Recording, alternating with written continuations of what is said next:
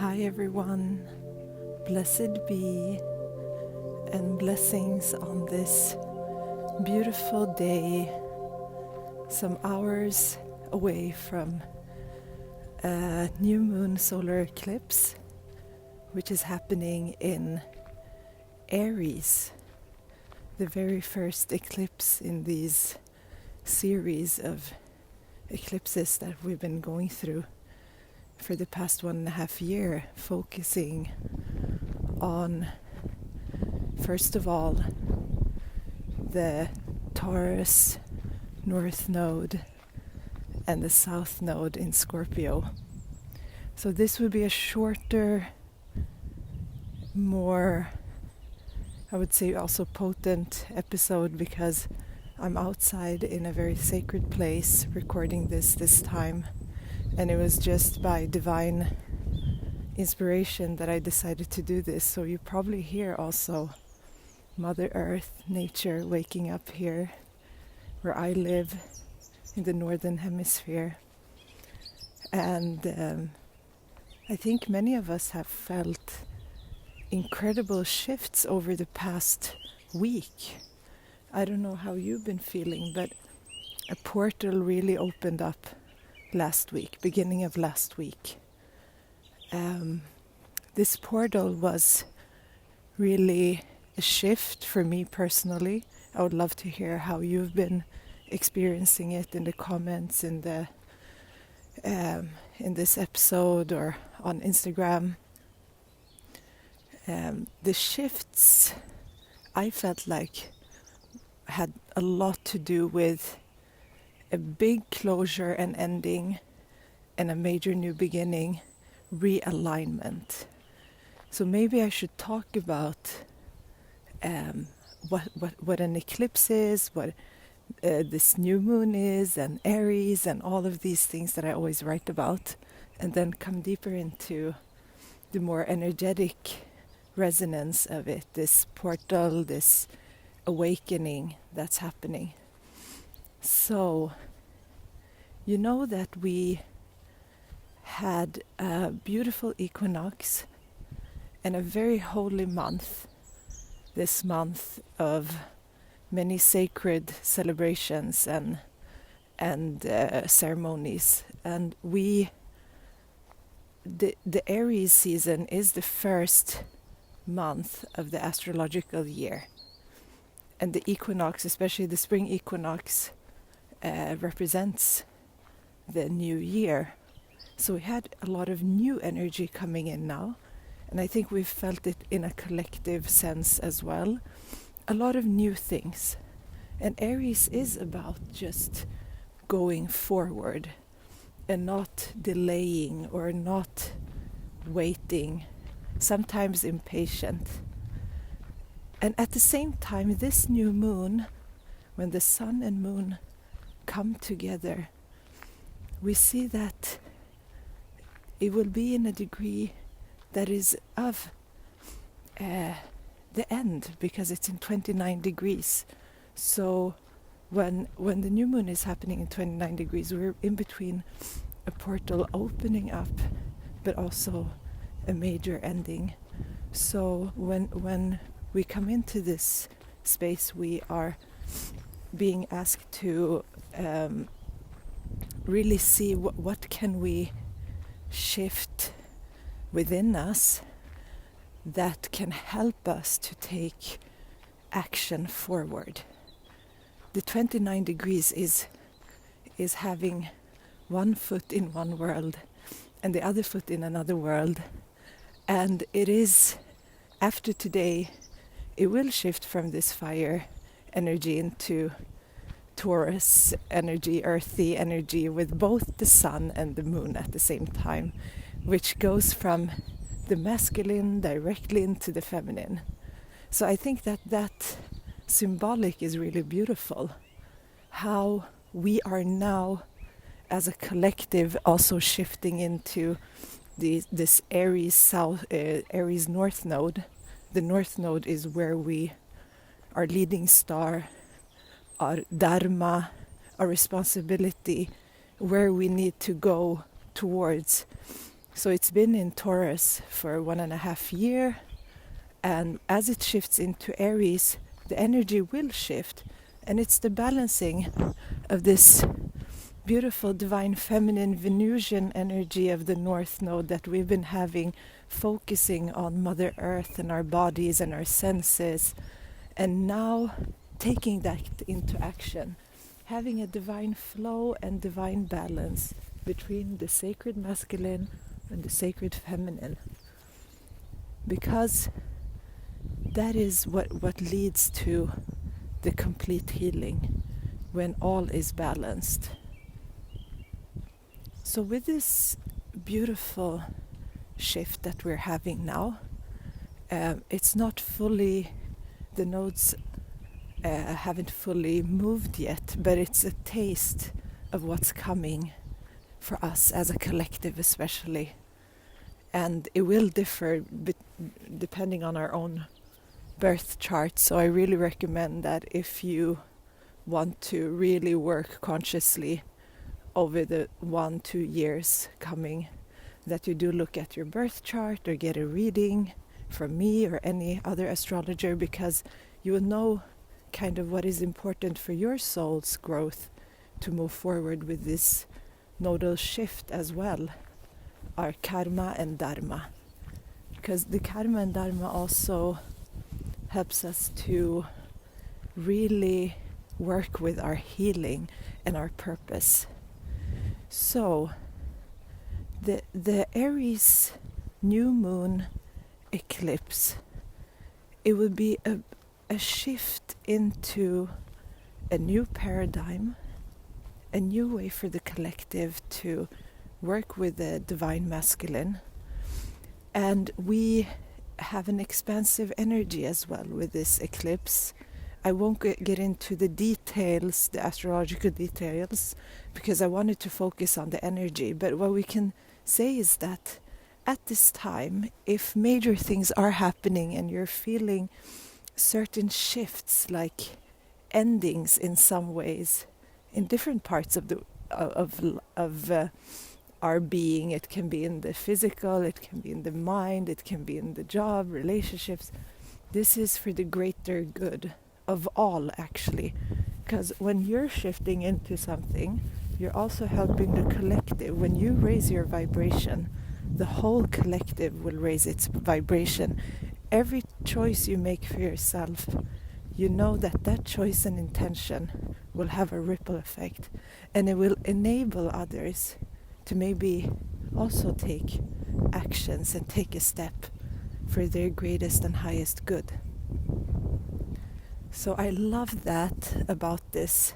I think that we will continue feeling, there might have been also, just to mention, the expansive energy can also be a little bit rough when it comes to Aries, which is a very instinctual place. It is the I, it is the place of the self. And I will get into this a little bit more when we come to the root chakra.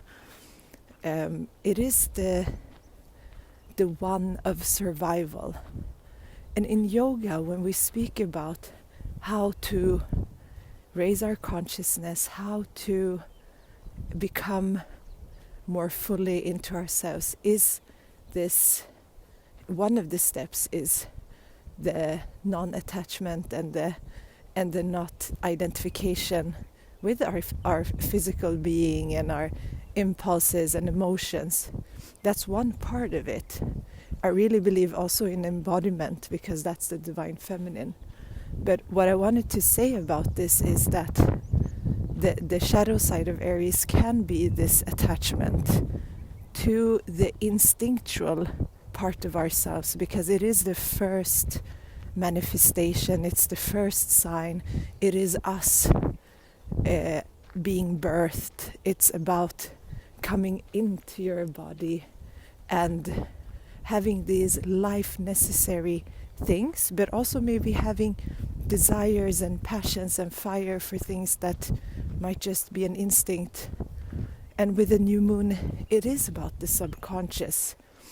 It is the darkness, it's the dark feminine, it's the womb. It's about things that might be in the shadow side. So if we have attachments and desires that are not healthy, we have suppressed emotions, especially, I would say, especially now when we're in spring season, and in Chinese medicine, it's connected to the liver and gallbladder, energetic organs and meridians. That is about tension, stagnation, and maybe anger and frustration if it's imbalanced, this wood element. So it is really important at this time. Maybe things will come up to the surface, maybe they need to get expressed, but to really be conscious of that. So it's not happening to you, you're consciously aware of that it's going to happen. You can maybe take a few breaths before you say or do anything. So you are not acting only on instinct, which is part of our human form, but also maybe come into your heart and into that inner eye that is beyond that physical drive, which Aries is a lot about. And if we also look at the Aries Libra polarity, which is what we're going to shift into collectively, the Aries is also about sovereignty and ourself in a way that Libra, the opposite sign, is about the two-ness. It's about the partnership, it's about equality, it's about the balance. So Aries Libra polarity is about the balancing of the self and the I and you, or the us. So we're coming into that, not really yet, so we can focus right now on the Aries, and then we have the Scorpio energy, which is a lot about the subconscious and healing that which is hidden. And with the Aries, I really see the association with the root chakra, the Muladhara chakra, the energetic space in our body, which it comes from this place of groundedness, rootedness, this birth. It's also connected with the color red. So you know that's the blood, and that's the birth, and that's everything that has to do with our embodiment here.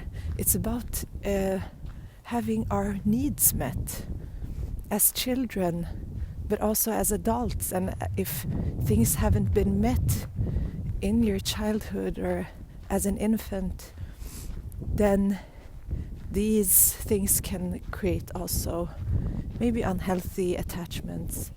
They can create imbalances. We can also get very disconnected. I have to say that as well. Either we have a healthy connection to our body, taking care of it, also having a good relationship with the earth and nourishing foods and not fabricated things that look like foods. But we can also have a disattachment to the body, which sometimes is certain spiritual practices. It is a form of way of raising our consciousness, but at the same time I think that there needs to be a balance, because complete release of the body will happen as we transit away from this life. So right now we have this vehicle, so disattaching, having unhealthy eating habits or not eating, not nourishing your body, not allowing yourself to give your body what it needs. That is also something that we really need to think about with this in this time. The root, just having root vegetables, eating red foods, having a grounding practice, walk on earth, be in nature, just as I am right now. It is a type of grounding. Even grounding dances, maybe massaging the feet, all of these practices help us to come back into the body and being in it in a healthy way. And just talking a little bit about the spring season, actually it's in the northern hemisphere spring season now in Chinese medicine. So what we're working with is the wood element. It is this energy of Aries, of moving forward, being determined. It's very young in the yin and yang balancing. So it is a divine masculine external energy.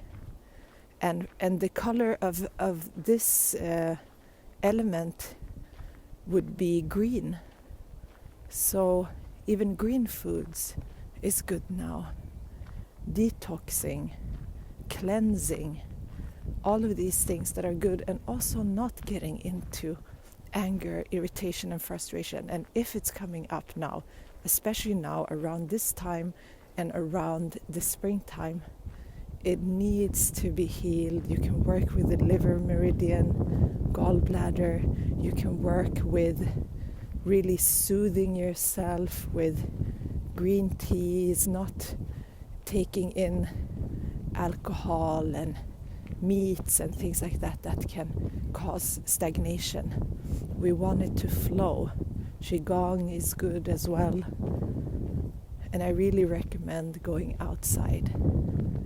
So besides all of these things, one last point is the energetic shift that's happening right now. I'm not completely sure if it's only the eclipse that I've been feeling. It could also be on a higher plane beyond our Earth and our planetary system, but there are shifts happening. These portals opening up for us now to raise our frequency, our DNA, and also really coming into knowing what we are here to do. I think with the North Node, it is about our Dharma.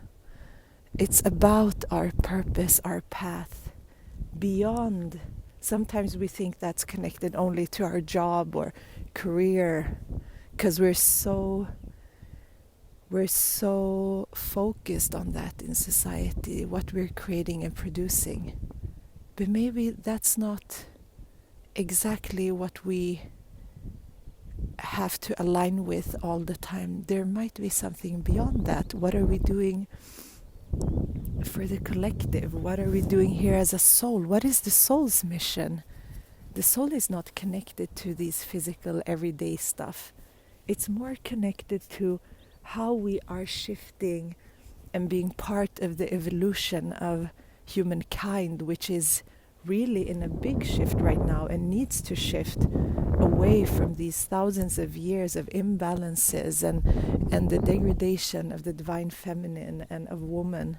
So we need to see how can we work together to change these systems and paradigms that have been, and also the hijacking of the spiritual path and religious path, the shifts into the personal gnosis, your personal path, your personal knowing, without anything in between. You have this divine ability to connect directly to whatever it is that you feel connected to, the source, to the creation, and then also being very aware and conscious of everything, all the energies around us that is helping us, to inviting that in. And I think that our awareness and consciousness is moving now deeper and deeper into this, so that we can connect with these light beings, these star seeds, everything that we need to help to heal and grow. And the more we come into alignment to that, the healing starts. And it's not about the mind and body anymore. It's on a higher level. Because if this eclipse is both a new start, a new big major beginning, but also a major ending with this 29 degrees, it means that we can now release everything that we thought that we were supposed to do and be, and we can really come into this I am presence, understanding that we are part of a divine creation, and it is also part of us. So it's not only about it's not about only this lifetime. We are talking about millions of years, millions of lifetimes maybe, or whatever we have come here to do, which soul tribe we're coming here with, and what we have contracts to do. In this life, we have a limited time, but the soul is eternal and infinite, so we have infinite possibilities, infinite time to do that. So not getting into stress, which is another thing about the spring season. It can connect it to the liver, to the wood element. The stress is not good at all. And we have been in chronic stress because we are in that fight or flight, this very instinctive space. We have created systems to maintain that. And that is the first thing we need to release to come into the spiritual path. That's what I've been seeing with myself and my clients. We need to release, even if it is a physical stress or just an inner stress. That is a poison, actually, and especially when it is affecting our mind, because then our mind starts to only think, and we stop being. So at this beautiful new moon eclipse, I really advise you to take many deep breaths. Try to be outside in nature and definitely meditate. Silence the mind, and let's see what comes through us all in this beautiful portal that's opened up for us. And I'm sending you so much blessings and love, and I would love to hear from you what comes up for you at this eclipse time. And we can affirm that we are all part of a beautiful collective. Each shift we do will shift the collective evolution. And so it is. Blessed be.